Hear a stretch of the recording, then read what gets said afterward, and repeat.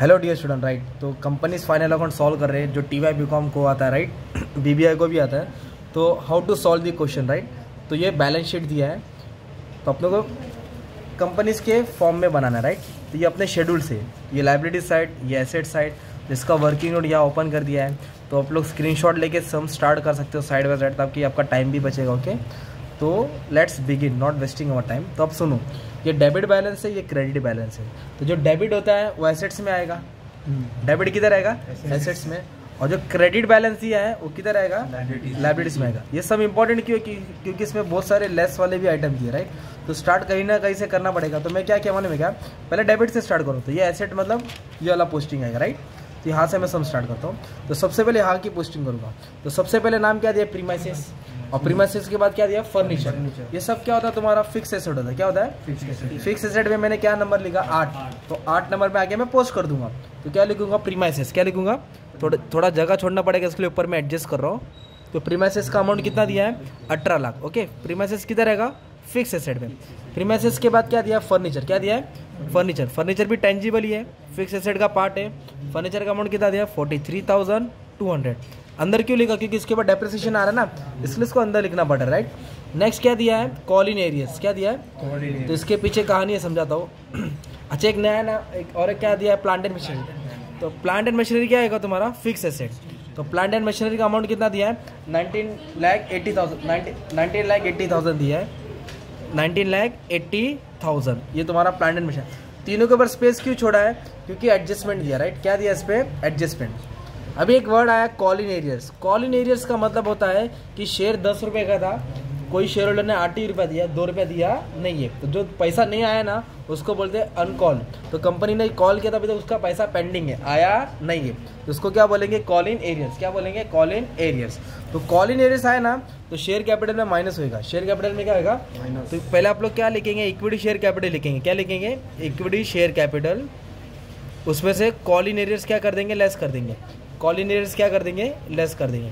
तो call in arrears कितना दिया है? 45,000। कितना दिया है? 45। तो 45 को ब्रैकेट में बनाना पड़ेगा। जब इक्विटी शेयर आएगा तो हेल्प करता, राइट। नेक्स्ट क्या दिया मानी में? प्लांट एंड मशीनरी लिख दिया। Interim dividend paid. क्या दिया है? तो इंटरिम डिविडेंड पेड है ना, उसको भी लेस करना पड़ेगा। तो रिजर्व सरप्लस का एक बड़ा हिस्सा इसका वर्किंग नोट है, जो लास्ट में सॉल्व होने वाला है। तो अभी फिलहाल इसको भी मैं होल्ड करके रखता हूँ। 2 नंबर डाला, माइनस कर दिया, राइट। तो मैंने क्या किया, अभी एकदम स्लो जा रहा था कि हर बच्चे को आ जाए। प्रीमाइसेस फिक्स एसेट 8 नंबर, ये 1 में माइनस होगा। प्लांट एंड मशीनरी भी किधर आएगा? 8 number fix asset. Interim dividend दूसरे में माइनस होने वाला है। डेटर ट्रेड रिसीवेबल में आता है, तो ट्रेड रिसीवेबल का नंबर क्या है? 12 नंबर। क्या नंबर है? 12। ट्रेड रिसीवेबल का नंबर क्या है? 12 बोलेगा तो क्या हो जाएगा अपना? Trade receivable. उसके बाद दिया है गुडविल। गुडविल इंटेंजिबल होता है। क्या होता है? इंटेंजिबल में डायरेक्ट भी लिख सकते हैं। कैश और बैंक सेकंड लास्ट किधर आएगा? 13 नंबर में, ठीक है। ये स्टॉक दिया। क्या दिया है? स्टॉक। स्टॉक इन्वेंट्रीज में आएगा। किधर आएगा? इन्वेंट्रीज। तो इन्वेंट्रीज क्या होगा? 11 नंबर में आएगा ना तुम्हारा, ठीक है। तो बाकी का जो पोस्टिंग है अभी इसको पोस्ट करते हैं हम लोग, ठीक है। तो अभी गाड़ी कहाँ रुकी? डेटर्स। तो डेटर्स कितना है? 5,22,000। तो डेटर्स किधर आएगा? ट्रेड रिसीवेबल में आएगा। किधर आएगा? ट्रेड रिसीवेबल में आएगा। 5,22,000।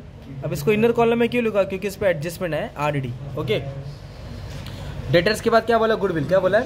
तो गुडविल क्या होता है? इंटेंजिबल। गुडविल क्या होता है? इंटेंजिबल। तो गुडविल को इंटेंजिबल में लिखना पड़ेगा। तो कितना दिया गुडविल वाले में? 2,28,000।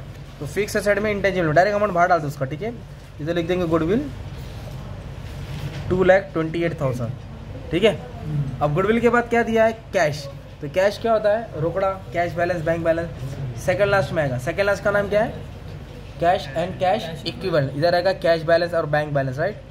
तो अमाउंट कितना दिया? डायरेक्ट पोस्ट कर देंगे 2,28,200। स्टॉक। स्टॉक किधर आएगा? इन्वेंट्रीज में आएगा। कहाँ आएगा? तो स्टॉक को इन्वेंट्रीज में लिखना पड़ेगा। कितना दिया स्टॉक का अमाउंट? स्टॉक इन्वेंट्रीज में आएगा, ओके, 269,350। ये हो गया तुम्हारा स्टॉक, ओके। तो अभी हमने हाफ पोस्टिंग सॉल्व कर दिया, राइट। अब हाफ बाकी है। तो ये लाइबिलिटी साइड है, क्रेडिट है ना, तो लाइबिलिटी साइड आएगा। लाइबिलिटी बोलो तो ये वाला पार्ट आ जाएगा, राइट। तो इसको क्या करेंगे? ये वाले पार्ट में लिखेंगे, इस तरफ लिखेंगे नोट्स। तो सबसे पहले डेप्रिसिएशन दिया है, तो डेप्रिसिएशन सब माइनस होने वाला है। कितना माइनस होगा? 8 नंबर पे। तो अभी इसको हम लोग क्या कर देंगे? माइनस कर देंगे। क्या कर देंगे? माइनस कर देंगे, ठीक है।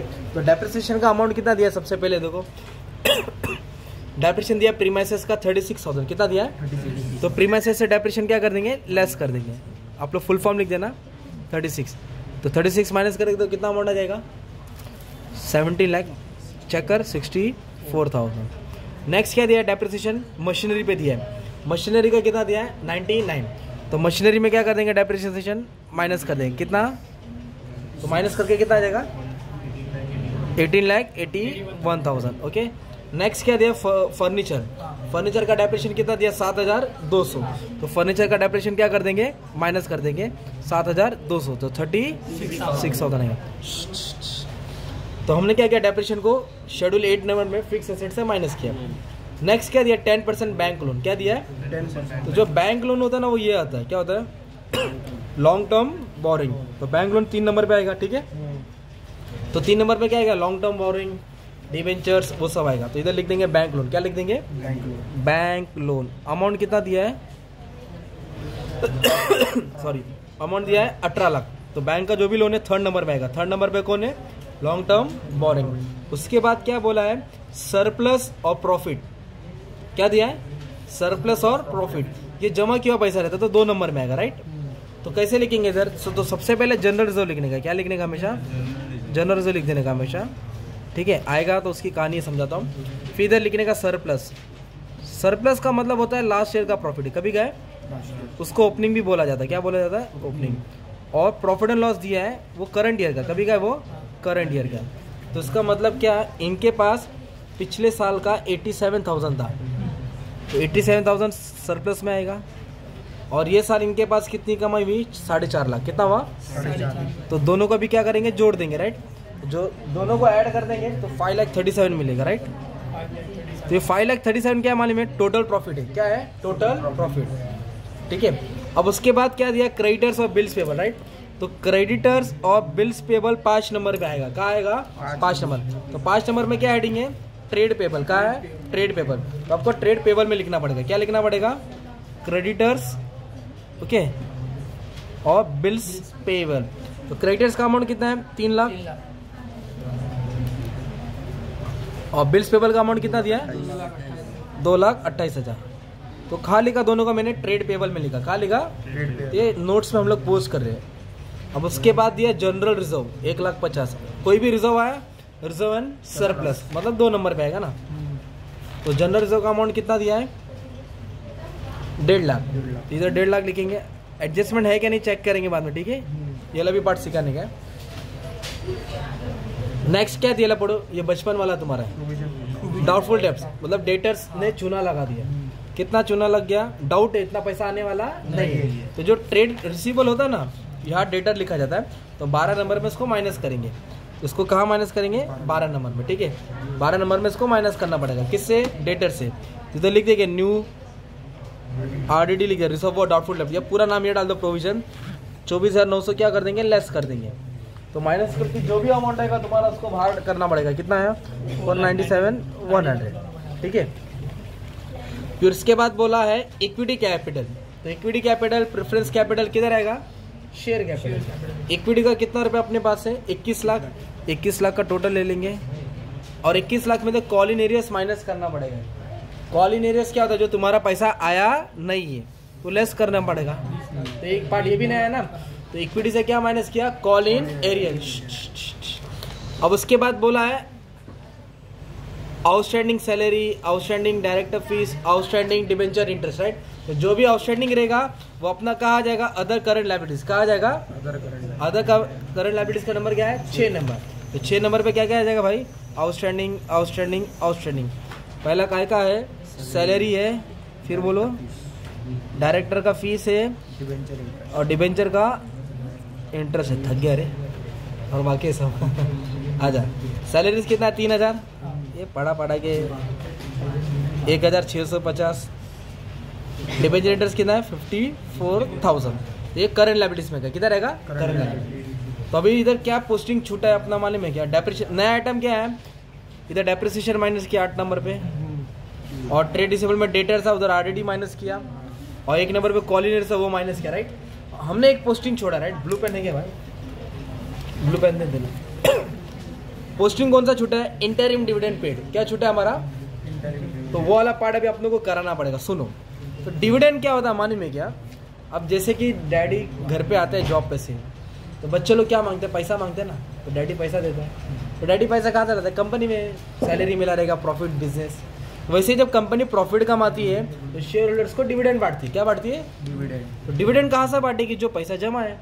तो कंपनी के पास जमा पूंजी कितना है, टोटल प्रॉफिट 5,37,000। अब कंपनी ने क्या डिक्लेयर किया है, डिविडेंड। क्या डिक्लेयर किया है, वो भी इंटरिम, साल के बीच में। फाइनल मतलब साल के आखिर में, इंटरिम मतलब साल के बीच में। तो 2,25,000 बांटने का ऐलान किया है ना। तो इंटरिम डिविडेंड लेस करना पड़ेगा ना भाई, क्योंकि कंपनी अमाउंट क्या कर रही है, शेयर होल्डर को डिविडेंड के तौर पे पे कर रही है। तो कहाँ से लेस करेंगे, जहाँ पैसा है।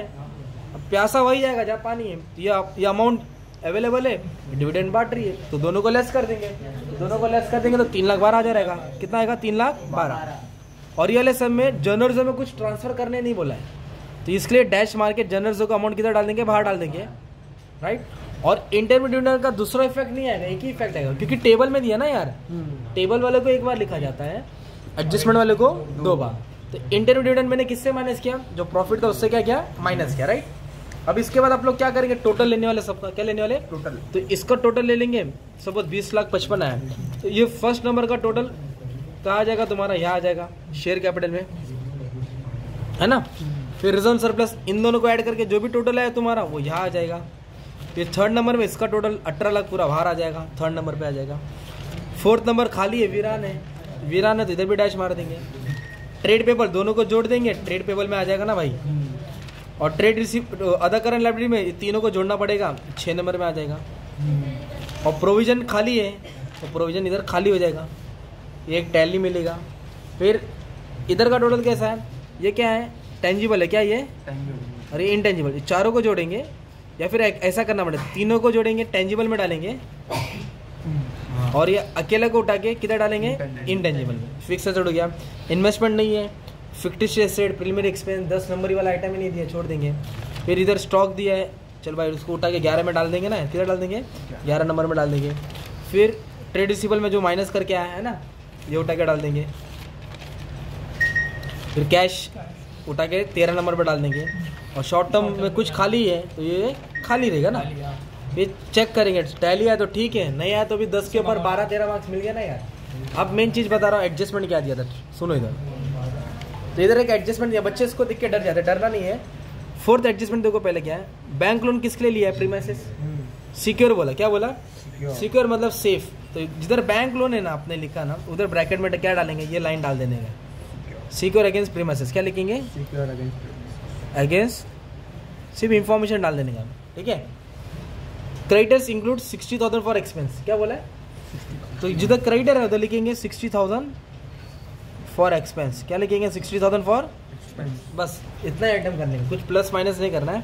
डेटर में क्या बोला, 50,000 मोर देन 6 मंथ, तो डेटर दिख रहा है इधर लिखेंगे 50,000 मोर देन 6 मंथ, बस शो करना है। और क्या है, कंपनी का फाइनल, इसको कुछ करना नहीं है, इंटरमीडिएट हो गया। ये ऑथराइज कैपिटल, इसको भी छोड़ दो, कुछ करना नहीं है।